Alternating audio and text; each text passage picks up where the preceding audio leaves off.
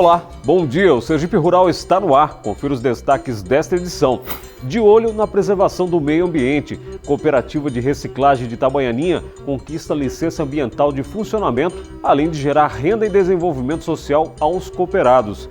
Inovações tecnológicas no campo. Embrapa Tabuleiros Costeiros apresenta inovações criadas pelo órgão com o objetivo de auxiliar o produtor que pretende investir na agricultura de precisão.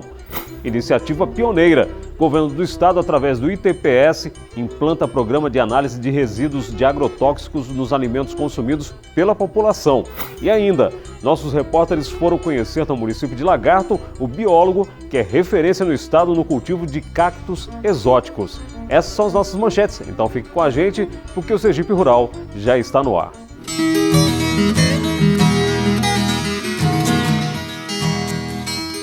E a gente começa esta edição com um bom exemplo que vem lá do município de Itabaianinha, na região sul do estado.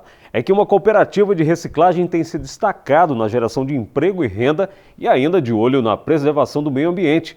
E agora, uma nova conquista vem coroar o trabalho de todo o grupo, a certificação da licença ambiental. A reportagem de Lícia Moura e Jorge Henrique.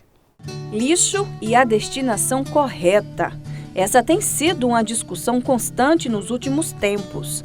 A reciclagem entra nesse contexto como uma solução para o problema. As cooperativas de reciclagem desenvolvem o processo de tratamento dos materiais recicláveis e os enviam às empresas recicladoras. Mas até essa fase existe uma série de etapas que a antecedem. Tem o pessoal que trabalha coletando, que eles saem na rua, coletam todo o material que eles encontram, que é reciclável, traz para cá. No momento que chega aqui, existe o pessoal da triagem. Eles fazem a separação, papelão, plástico, PAD, tudo certinho. Aí separam, colocam em recipientes e no final eles trazem para aqui, que é onde eu prenso, e o fardo sai mais ou menos assim, desse jeito. Aí fica um trabalho dinâmico e ao mesmo tempo prático. A cooperativa espalhou pela cidade coletores em pontos estratégicos. A coleta do material é feita por meio de uma motocicleta anexada a uma gaiola. O ideal seria um caminhão. Mas, segundo o presidente, a cooperativa já melhorou muito em termos de produtividade e estrutura. A gente iniciou em 2015. A gente fazia uma produção mensal, nossa sede era num povoado, e aí a gente conseguia fazer por mês R$600.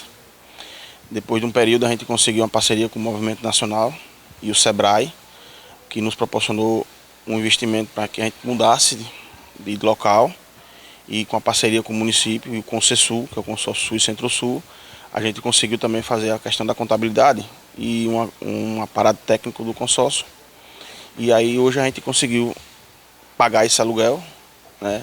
E iniciamos no início lá com 10 e hoje estamos com 13 catadores. Foi com esse trabalho também, essa parceria, que vocês conseguiram alguns desses maquinários? Como é que foi a aquisição deles? Sim, esses maquinários foram através do Movimento Nacional e a cooperativa CAR e Aracaju. E depois o consórcio nos cedeu essas mesas de triagem e alguns carrinhos para criar ecopontos e outros para recolher porta a porta. Melhorou, porque lá era um sofrimento brabo. Nós trabalhava sem vontade, tinha horas, porque era um sol quente e tirava a animação da gente. E não tinha muito espaço para ter o material dentro de casa.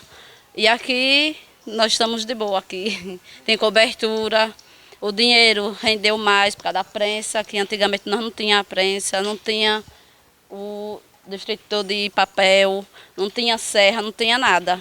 Aí nós vendemos material solto e agora com a prensa melhorou bastante, a renda principalmente. Este ano a cooperativa conseguiu um passo importante para a ampliação do trabalho de coleta seletiva. É que a licença ambiental foi liberada e com isso a cooperativa poderá ser contratada pela prefeitura, o que pode gerar mais trabalho e renda. A licença ambiental foi como diz o outro, foi um grande prêmio para a gente, que a gente faz a gente trabalhar dentro da lei, né?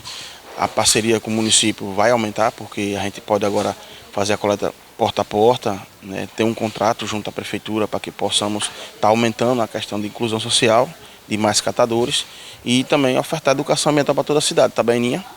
Com isso a gente vai cuidar do meio ambiente e fazer inclusão social, que é muito importante, né? As cooperativas, além de gerar renda, auxiliam no processo de preservação ambiental, ao passo que diminui o uso dos recursos naturais para a fabricação de novos produtos.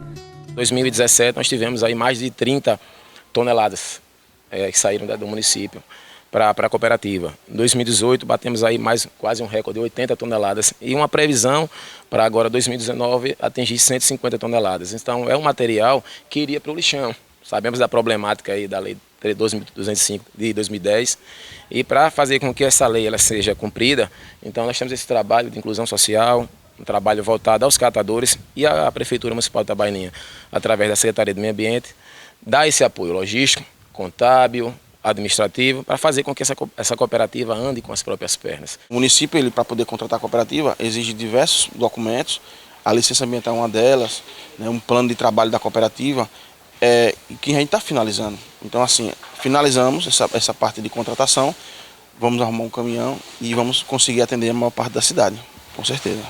E agora o Sergipe Rural abre espaço para as notícias da meteorologia. E você que é agricultor e mora nos 4 cantos do estado, pode comemorar. Vem mais chuva por aí nos próximos dias. Confira no mapa a previsão do tempo. De acordo com o Centro de Meteorologia de Sergipe, nuvens carregadas que chegam esta semana podem provocar chuva no estado. Na região litorânea, o tempo fica parcialmente nublado com possibilidade de chuva no sábado e no domingo. Na segunda e na terça, tempo nublado em parte do agreste sergipano. No sertão do estado, a previsão é de chuva rápida em áreas isoladas. Na quarta, quinta e sexta, o sol aparece entre nuvens. A temperatura durante a semana deve variar entre 18 e 31 graus. No município de Riachão do Dantas, a temperatura deve chegar aos 29 graus, 30 em Brejo Grande e 31 graus em Pedrinhas.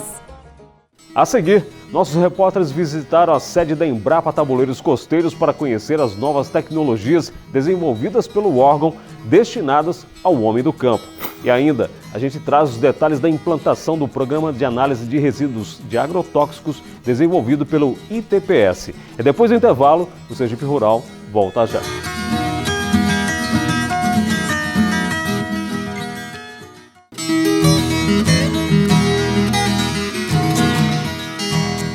O governo de Sergipe, por meio do Instituto Tecnológico e de Pesquisas do Estado, implantou o Programa de Análise de Resíduos de Agrotóxicos nos Alimentos. A iniciativa, que é pioneira no Nordeste, chega como reforço no controle do uso de pesticidas. Confira. O uso indiscriminado de agrotóxicos em alimentos é um grande problema de saúde pública. Pensando nisso, o governo do estado, por meio do Instituto Tecnológico de Pesquisas, implantou o Programa de Análise de Resíduos de Agrotóxicos em Alimentos, uma iniciativa pioneira no Nordeste. Estamos na fase exatamente de testes, o que a gente chama de validação do método, né? É um procedimento novo aqui em Sergipe e no Nordeste são poucos os locais onde se tem um controle de agrotóxicos. Então nós temos aqui equipamentos novos que vão fazer exatamente essa análise.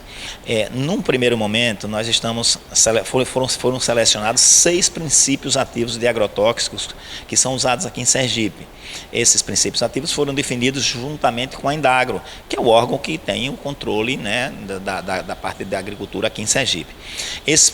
O método está sendo o método de análise, que é um método novo. Ao invés de a gente chegar e já ir analisando e já ir emitindo relatórios, é preferível que a gente passe por uma fase de testes, validamos o método e uma vez que tivermos a segurança de que o método está totalmente correto, a gente vai iniciar a análise, né, de agrotóxicos que possam estar presentes nos nossos alimentos, nas hortaliças, nas frutas, etc. Com o programa, quem ganha é a população, pois irá diminuir ou, quem sabe, até acabar com o comércio de alimentos com excesso de agrotóxicos. Agrotóxico é um veneno, ele vai gerar danos à saúde. Então existe um histórico de que regiões agrícolas, né, regiões de Itabaiana, que tem um certo índice de câncer um pouquinho maior do que nas outras regiões, o que pode ter uma relação direta, né, de consumo, né, pelo uso, né, o indiscriminado de agrotóxico. Então, esse projeto objetiva principalmente e prioritariamente a defesa da saúde do cidadão sergipano. Então, ganha o Estado na medida em que o cidadão estará consumindo um produto que tenha a certeza de que não está sendo utilizado agrotóxicos diferentes do que deve ser utilizado ou em dosagens maiores. O laboratório já está quase todo equipado e pretende ser referência no Nordeste nesse tipo de análise. Agora, a partir de agosto, assim que a gente tiver essa fase de testes ultrapassada, nós vamos começar a analisar. Vamos analisar no tomate, vamos analisar na laranja e vamos analisar em algumas outras hortaliças. Vamos fazer essa análise, mas em princípio só desses princípios ativos. E vamos avançando o número de princípios ativos ao longo do tempo. Mas nós estamos também em processo de aquisição de um outro equipamento, né, que até o final do ano já deve estar aqui, e esse equipamento tem uma capacidade de analisar outros princípios ativos. Para se ter uma ideia, existe no Brasil mais de 400 agrotóxicos. Hoje, essa semana a gente soube da liberação aí de mais 50, que não são necessariamente os princípios ativos, são agrotóxicos que têm nomes diferentes, mas algo em torno de 200 tipos de princípios ativos existe. Então, o que nós vamos fazer? Nós vamos crescendo a quantidade de análise de princípios ativos em função de detectar o uso aqui no Estado. Paralela à implantação do Programa de Análise de Resíduos de Agrotóxicos em Alimentos, o Estado adquiriu um software que vai monitorar todo o agrotóxico que entrar em Sergipe. Um reforço a mais no controle do uso dos pesticidas. Ele faz o rastreamento do agrotóxico desde a chegada aqui em Sergipe até o consumo final. Dessa forma, a gente vai ter um controle e a gente vai ter o controle na medida em que o ITPS vai analisar na ponta final. O software vai dizer, olha, o agrotóxico foi usado em Quiabo, em Canindé de São Francisco. Nós podemos fazer a análise lá no Quiabo e verificar se efetivamente esse agrotóxico foi usado e se foi usado na forma correta. O laboratório também contará com ações junto a outros órgãos para que sejam adotadas boas práticas agrícolas no campo. Uma forma de proteger o trabalhador rural e garantir produtos saudáveis ao consumidor. Parcerias com o Ministério Público Estadual, com o Ministério Público do Trabalho, com a Endagro, com o programa Águas de Sergipe também. Então é uma somação de esforços, que através dessa somação de esforços estaremos dando um grande passo no sentido de proteger a sociedade, né, de uso indiscriminado de consumo indiscriminado de agrotóxico, que pode estar gerando sérios danos à nossa saúde. E esta semana a repórter Patrícia Dantas foi conhecer as novidades tecnológicas desenvolvidas pela Embrapa Tabuleiros para ajudar o homem do campo no que se refere à agricultura de precisão. Acompanhe. Desde janeiro deste ano, está em funcionamento um novo laboratório tecnológico na Embrapa Tabuleiros Costeiros. Por aqui, a tecnologia está permitindo um controle melhor e mais eficaz da produção agrícola. Softwares com sistema de informação como esse ajudam os pesquisadores na busca por soluções para levar tecnologia de ponta ao homem do campo. E essa impressora 3D transforma tudo o que é projetado em realidade. Qual é a vantagem de ter uma impressora 3D trabalhando para vocês? A agilidade de produção de peça, a não necessidade de estar à procura de peças, a gente fabrica nossas peças, e o custo-benefício. E foi com peças criadas na impressora que foi possível criar essa estação meteorológica. Olívia é nossa estação meteorológica, nosso xodó aqui do laboratório, nosso primeiro produto, já está em fase final de protótipo. É uma estação meteorológica que ela tem todos os recursos que tem uma estação meteorológica comercial. Só que um grande diferencial, ela vai custar, em média, 10% do valor de uma estação comercial, fazendo a mesma coisa. Então, qual é a ideia desse laboratório? É trazer tecnologia de grandes produtores do campo para o pequeno e para o médio também ter acesso a isso. Ela mede informações como temperatura e umidade, radiação global, que é a luminosidade do ambiente, o índice de chuvas, a velocidade do vento, direção do vento. E com esses dados que são armazenados, além de aparecer em tempo real, são armazenados em um cartão, onde o produtor ele pode importar para a sua planilha e tomar as decisões climáticas para a sua fazenda, para a sua terra. Uma estação meteorológica como essa, custa quanto, uma similar a ela, e quanto é que a Olívia poderia custar para o homem do campo? Com os recursos que ela produz hoje, uma comercial fica em torno de R$7.000. Ela vai custar, em média, R$700, ou seja, 10% do valor de um produto comercial. É bem agressivo. A tecnologia para a criação de Olívia já foi desenvolvida pela Embrapa. Mas até chegar ao homem do campo, é preciso encontrar parcerias para a produção em escala. A Embrapa ela não produz em série produtos de forma comercial, né? Nós produzimos conhecimento, produzimos tecnologia. Então a ideia é que haja uma parceria com alguma indústria privada, através de uma parceria entre a Embrapa e essa empresa faça produzir num custo diferenciado, né, para o pequeno produtor de forma comercial. E se você acha que as invenções aqui no Laboratório de Automação Agropecuária acabaram, você se engana. Existem vários outros projetos em andamento, entre eles esse equipamento aqui, a adubadora de dose variada. Uma parte das peças utilizadas na construção da adubadora também foi projetada e impressa por aqui. A adubadora de dose variada é um equipamento que vai garantir uma adubação e uma fertilização uniforme do campo. Isso aqui é uma grande revolução, porque ele vai garantir que o homem do campo ele só se preocupe apenas de guiar o seu trator, que ela vai tomar as decisões de fazer a adubação adequada no equipamento. Você vai no depósito, vai jogar aqui o fertilizante, o adubo, e ele vai, de acordo com a necessidade do solo, independente da velocidade do trator, ele vai garantir sempre a dose adequada para aquela linha de produção. O equipamento foi testado em um trator, mas as pesquisas avançam e essa tecnologia pode estar disponível em até 2 anos. Uma aposta tanto que vai ajudar o pequeno e médio produtor. Pretendemos fazer um equipamento que encaixe tanto em tratores como em motos, até na tração manual, inclusive animal ou manual. Vai permitir que o homem do campo, o pequeno, médio produtor, tenha acesso a alta tecnologia que só os grandes produtores têm. E isso, a agricultura de precisão, vai ser uma realidade para o pequeno produtor sergipano e nacional. E com isso ele vai ter uma melhor eficiência na sua produção e uma redução de custo, aumentando o seu lucro e sua qualidade de vida. Em instantes, vamos mostrar que a paixão de um biólogo de lagarto pelos cactos se transformou em fonte de renda. A reportagem está imperdível. É uma espécie mais exótica do que a outra. E você confere tudo depois do intervalo. O Sergipe Rural volta já.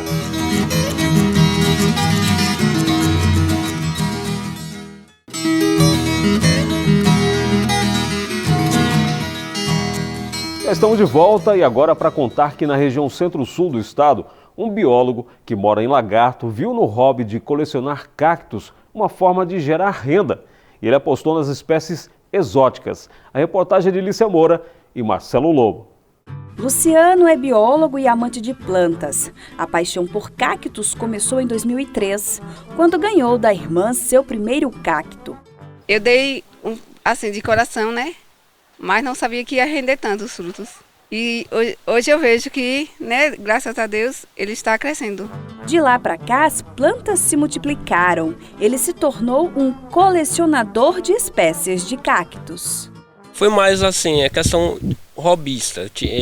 Depois que eu ganhei a planta, o cacto da minha irmã, comecei a colecionar, me interessar mais. Aí isso fez com que assim, eu criasse mais curiosidade e fosse procurar um projeto de pesquisa dentro da universidade que trabalhava com cacto. Aí nesse caso eu comecei a trabalhar com o gênero Melocactus, que é um gênero que tem aqui no estado, tanto no litoral como na Caatinga. Aí a partir desse momento, quando eu comecei a trabalhar com o gênero, eu comecei a aprender mais coisas a respeito sobre o cultivo de cacto, substrato, propagação, e porque eu estava trabalhando numa coisa que eu estava montando aqui. Isso facilitou bastante. Além de colecionar, o biólogo também passou a comercializar as mudas. Por dia, ele vende em média 5 plantas. O grande diferencial do viveiro do Luciano é a produção dos tipos raros. É que ele, por ser biólogo, faz experiências de cruzamentos entre as plantas e também consegue reproduzir plantas raras no Brasil, como a Liptus, mais conhecida como a planta pedra, e as espécies astrófitos, que são esses cactos mais arredondados. São cactos que parecem uma estrela, né? Por isso devido a esse nome astrófitos.